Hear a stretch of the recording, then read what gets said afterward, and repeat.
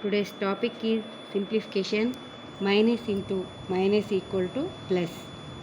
Plus into plus equal to plus.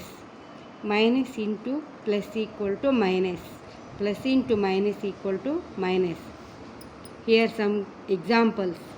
Minus 5 plus 6 equal to plus 1.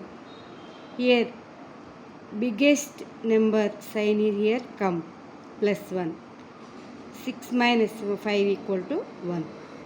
Next 2 plus minus 8 equal to.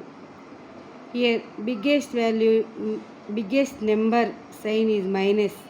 So plus into minus is minus. Minus 8 plus 2 is minus 6. Next minus 7 plus minus 2. Plus into minus minus. Minus 7 minus 2 is minus 11. Next 3 plus 2. Here two number sign is plus. Plus into plus equal to plus. So 3 plus 2 is 5.